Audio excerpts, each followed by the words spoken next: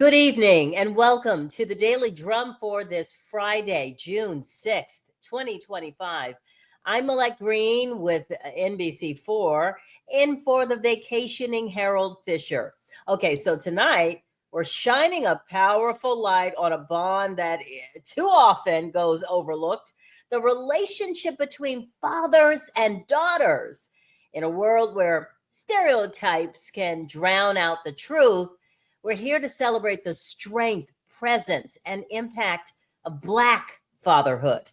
From teaching confidence and resilience to offering unconditional love and protection, Black fathers play an essential role in shaping the emotional, social, spiritual foundation of their daughters. These relationships are not only sacred, they are transformational. And tonight, we'll hear stories of fatherhood, explore the challenges, break down the myths, and celebrate the legacy. So let's introduce our guest tonight as we talk about Daddy's Girl. I love the topic. Dr. David C. Miller is here with us tonight. He's a father of two daughters and a son. He's written several books and has spent more than 25 years working with fathers and families. And Dr. Miller is also the founder of the Dare to be King Project, LLC. Dr. Miller, thank you so much for joining us to talk about this evening. Thank you for having me. Super important topic as we embark upon Father's Day. Yeah. I think it's a special topic, but it's a topic when we think about the relationships between fathers and daughters. It's a topic that is just not discussed enough. I totally agree. And I have two daughters. My husband wanted girls. And so I'm excited about this conversation tonight as well. Let's begin just a little bit by giving a little perspective on the state of Black fatherhood, if you will. How would you assess it right now, especially here in our region in the DMV? So from a national perspective, I think one of the things that's very disheartening to me is that oftentimes we lead with the abandonment narrative when we talk about Black fathers. Oftentimes, many of the reports that you read and even things that you may see on social media highlight absent fathers. But the data tells us something altogether different. I often talk about the Center for Disease Control's 2013 study, which highlights that Black fathers are more involved in their children's lives than dads of other racial groups. And what that study tells us is that even though dad and mom may not, in many situations, be living in the same household, dads are still picking children up from school, dads are changing diapers, dads are involved in all aspects of parenting. But I think too often we keep telling a story that Black fathers are absent, and that's not to understate the fact that absent fathers is an international challenge that impacts fathers of all colors and all racial groups. But I believe that Black fathers are more involved than we tend to acknowledge. When we think about regionally, what I would like to see is more funding and more efforts focused on reclaiming families.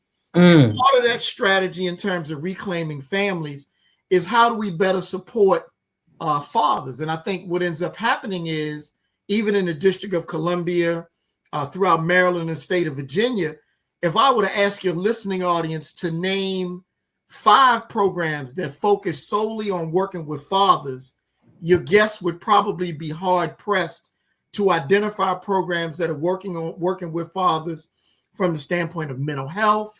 Yeah. It could be workforce development. It could be parenting, co-parenting. And I think that these are some important items that we need to address, particularly when we think about some of the things that we've been seeing at Navy Yard and some of the other places where you've had large numbers of young people being disruptive. I think that there's a direct correlation between youth disruption and what is happening, particularly to Black families, that I don't think is being addressed. Yeah. Okay, so let's talk about the unique specialness of Mhm. fathers and daughters. You have two daughters. One of them, Yes. your baby girl is 19, and then Yes. your other daughter is how old? 29. 29. I have two daughters, one 19, one 17. My husband loves his daughters to death. Mhm. And so I know you feel the same about yours. What is that specialness between a father and daughter? And my husband has been hands on from the very beginning. Yeah. Hands on, daddy. Yeah. It's for dads who don't have a daughter, sometimes it's almost hard to describe how in tune dads and daughters can be. It's almost like mental telepathy. We think a lot. Um, we're so connected and so in tune to the point where I can come in the house and ask my daughter a question about, like, you want to run over to Adams Morgan and get some Ethiopian food, and she'll say to me, "I was thinking about texting you 20 minutes ago to see if you wanted to get some Ethiopian food." So again, I think that sacred bond between dads and daughters, and when Kobe Bryant passed away, Uh, there was a lot of energy around the hashtag, girl dad, and oh my goodness, yes. dads of all races, all socioeconomic backgrounds were literally posting on platforms how much love they have for their daughters and the strong affinity they have for this daddy-daughter relationship. Miss Molette, one of the things that I struggled with when I got my PhD in social work at Morgan Uh-huh. State University, Uh-huh. my dissertation looked at Black father-daughter relationships. What was difficult, again, was combing through all of this data that talked about absent fathers. And Mm. it was extremely frustrating because I really wanted to look at the strengths that particularly Black fathers bring to the table as it relates to the social, emotional, and spiritual development of our daughters. And again, sadly, there isn't even a lot of research. I probably Mm. have one of the few academic empirical studies that really looks at the bond between fathers and daughters. I want you to talk more about that. Listen, my kids and my life here in Prince George's County in the DMV does not involve absent fathers. Right. Our lifestyle, our church life, our social life, our kids have always been surrounded by other children and they're present, Yes. active fathers. So I don't know that. I know that that exists. Right. And I know that that exists. But for a great number of African American families, there are present active fathers. Yes. Maybe the man and woman are not married, maybe the couples are not married, but the fathers are active in these Yes. children's lives. Yes. And that's the story. And that's one of the reasons why I say a lot of times the Black community has a PR problem. And that's one of the reasons why I love WHUR and Black media, because we need to shout from the rooftops. When I'm out and I see a dad with his children, like I was in Chicago Yeah. in a pretty rough neighborhood on the west side, and I saw a couple of dads walking down the street with their daughters and their sons, and I just immediately acknowledged them, because a lot of times America doesn't acknowledge the fact that dads are super engaged and super present. And so the work that I do across the country, along with other folks, is really around working with those dads who may not be present, who may be absent, who may have additional challenges. One of the biggest challenges is co-parenting, when mom and dad are not married, getting on the same page Mm-hmm. around where's my daughter going to go to school, what religion is she going to practice, what summer camp is she going to go to, how do we arrange pickups. And so the contentious relationships between Mm-hmm. fathers and mothers is the thing a lot of times that is really impacting the healthy socialization of our sons and daughters. So what do we need to do better? because it is about the relationship between the father and child. In this case, Right. we're talking about the daddy-daughter relationship. What is it that we need to do better? How can we do it better, in your opinion? Because Yeah. the benefits of making Yeah. sure that child has what she needs to step into womanhood, I mean, are just enormous. Yes. Yes. Speak to that. What we know, what the research tells us, specifically about dads and daughters, when dad is involved in his daughter's life, it increases the likelihood that she will do well academically. Mm-hmm. Because even if dad didn't excel in school, even if dad hasn't always placed education as a priority in his life, he's going to check in with his daughter. Did you do your homework? Did you do your science project? Right? I mean, I remember growing up, I'm not a math guy, I'm a You're writer. right. My Right. daughter would bring home stuff from school, and I'd be like, "Baby girl, you gotta ask your mother." I have no idea, but I would sit at the kitchen table, and I would try to act like I know. I would at least be supportive, and so the support of a dad can increase academic indicators. We also know that when dad is involved, it increases the likelihood that daughters will have stronger relationships in terms of friendships and also romantic relationships. Because even if dad is a little afraid to have the birds and bees conversation, at least he's going to hint around it. And most dads are going to model appropriate behavior around the women in their lives, so their daughters can see this, what we call sort of the role modeling effect. And We then also let me just jump in here on the active father building the daughter's self-esteem, the yes, body image, all of that, the importance of that, because sometimes the dad or the perception is the mom is supposed to work on that with the daughter. But in my experience, yeah, I talk to my daughters about that stuff. But when the yes, man in her life, her father, takes on that role as well, it really is so powerful for that young woman to really, help with her self-esteem and her feeling confident about who she is in the world, so important. because daddy helped her with that.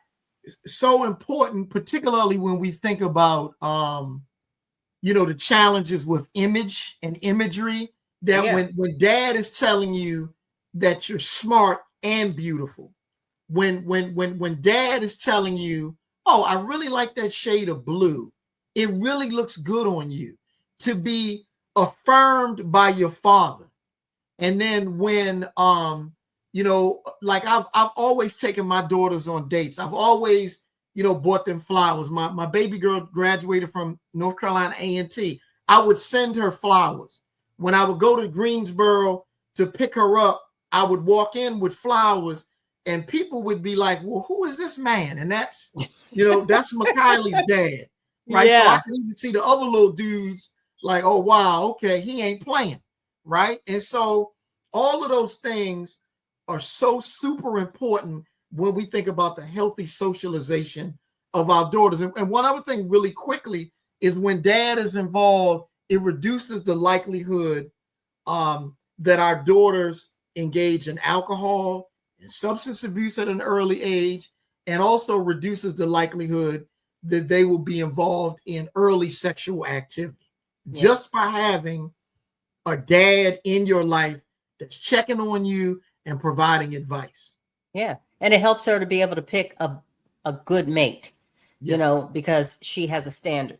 Now, what happens when the dad is not involved and wants to re-engage? He wants that relationship. Give the men who are listening who want that that what you're Mm. describing, this wonderful relationship and connection.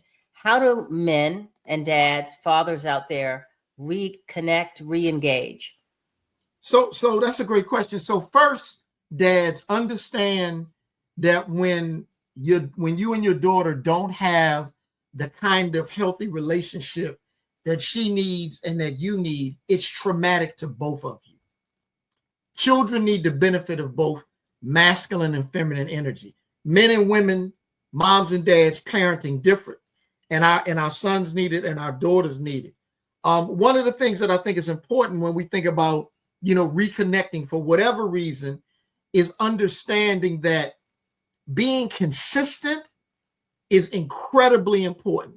As you begin to repair that relationship with your daughter and even your daughter's mom, if you tell your daughter, I'm picking you up at 2:00 to go to, we're gonna go to the park, or we're gonna go to a Nationals game. You gotta honor the fact that baby girl is waiting for you. You better show up at 1:45. You better show up at 1:45. And if something happens because you stuck on 295, when you realize that you stuck on 295, you need to call mom and you need to call your daughter. Our girls need consistency, role modeling, and consistency. So for dads that are reconnecting, consistency. The second thing is figure out quality experiences that may not cost money. In the DMV, there's some amazing parks where you can take a walk, where you could get a light lunch and do a picnic. Everything is not about necessarily spending money. The DC Zoo is free. I mean, there's just so many, the museums, there's just so many things that you could do that don't cost money. Because a lot of times, dads are concerned, well, I don't have any money, so it's hard for me to make memories with my daughter, particularly when I'm trying to reconnect. Your daughter, they just want your time. And at the end of the day, it's not about the thing you bought them. It is about the time spent with them. It's about the memory made and shared with them. Tell me about a time, Dr. Miller, where you realized the power of your presence in your daughter's life. Can you share something that just resonated with you? It's interesting because when my youngest daughter decided to tell us she was dating a boy. Oh. And the fact that she came to me first, and the fact that she said to me, during your next visit, because she went to college in Greensboro, I really want you to meet him. And then when she started telling me that they do Bible study together and they go to church. So all of the things that I've been teaching and the lessons, she looked for a young man who had those kinds of characteristics and beliefs. And so for me to meet him was just an absolute pleasure. And it just reinforces this idea that I really believe fathers are the secret weapon in our community. That as we can better support dads that are struggling, as well as enhance and better support dads who. Now, how do we do that? I mean, what do you mean? The word, we throw that word out there a lot. We can better support, better. What does that mean? What kind of support? So for example, right, I co-lead a support group for dads in Maryland. It's through the state. And we have a contract through the state through one of the organizations I work with called Fathers Forward. And we do a Thursday night dads group where we have dads on the Eastern Shore of Maryland and rural communities. We got dads in DC. We got dads all over, like say Maryland and DC, who are coming together based around this idea that we're all dads. And these dads are feeling so empowered because they have a voice. So I would love to see more support groups, more activities for dads. One of the things that we're going to be doing in Prince George's County is we're actually going to be doing it in Prince George's County and in Philadelphia on the same day. It probably won't be until August, but we're going to do a workshop for dads, teaching dads how to do their daughter's hair. Oh, and I love to see. I mean, we've all seen those images and videos on social media, and it melts our hearts Yeah. when dads do it, and you know, it's so sweet. It's a sweet moment. So I love that. Yeah. That's a We're gonna great do that. idea. I was the master at doing a ponytail. Now I couldn't do anything else. Okay? None of them twists and all that other stuff. I Yeah. stayed in my lane, but I could do a good ponytail. So when I talk about support, That's good. That's good. I'm also a global ambassador around period equity, because in a lot of countries, girls can't come to school when they come on their periods. We're finding that most dads know nothing about their daughter coming on their cycle. So even doing more workshops around helping to educate dads, because your daughter may come on her period and mom or mom may might not be around at that time, and you're the only one around, and you need to know how to help your daughter. I totally support that. So that's the support that I'm talking about for dads. I love it. But before we talk about your upcoming event, and we wrap things up, you know, the current climate right now with the kids and social media and chasing what's on social media, which is not real most of the time. Yeah. And you talked earlier about dads needing to really step up and being the heroes that they are in their children's lives, in their daughters' lives, sons too. How do you see dads really breaking through, which is really a tough battle between social media and parenting right now? So we got to get dads, and I'm actually because my oldest daughter, her and her husband, I have 2 young grandchildren, so I'm actually going to be writing a book about grandfathers, which is something that we never talk about. The first and foremost, we got to make sure that dads understand how destructive mass media and social media has become. Yeah. And the impact that it has. Like you said, most of what you see on social media is either grossly inaccurate or it's only partially true. But our children believe just because it's on Instagram or TikTok that it's true. So we need to make sure that fathers have the information so that they can lean all the way in, so that they can do a better job. When my children were in high school, my son went to Banneker, my daughter went to Thurgood, my youngest 2, one went to Banneker, one went to Thurgood Marshall. When they would come home, they would set their cell phones on my desk. Even if I was out of town, set the cell phone on my desk, read a book. So we also got to take back control of our children's usage via their cell phones, because it's causing alarming social, emotional, and mental health challenges. Excuse me, this cold is getting the better of me. And that's something that you can add to the support groups as well, as we try to get a hold and take control back from these cell phones that really have our kids, some of our kids. Yes. I want to say that your upcoming event on Saturday, June 7th, tell me the particulars, the time that it starts and where it is, David. So 1:30 to 4:30, Tenley-Friendship Library on Wisconsin Avenue. I am co-leading a conversation about fathers and daughters with another journalist. Tenley-Friendship Library, Saturday, June 7th. 4450 Wisconsin Avenue in Northwest Washington, D.C. 1:30 to 4:30 on Saturday, June 7th. Bring your daughter, lottie-dottie, everybody. We're going to have a beautiful and emotional conversation. I love it. Dr. David Miller. Wonderful. I love it. And I loved ending this week with this kind of conversation. Thank you so much. We're out of time. And that is the Daily Drum for this Friday, June 6th. I do want to thank Dr. David Miller one more time for joining us this evening. Don't forget, his father-daughter discussion is tomorrow at 1:30 at the Tenley-Friendship Library in Northwest. I'm Molette Green with NBC4, sitting in all this week for Harold Fisher, who is back on Monday. Up next on 96.3 WHUR, The Original Quiet Storm with Raheem Devon. I'll see you next week on NBC4. Tune in. Have a safe and enjoyable weekend.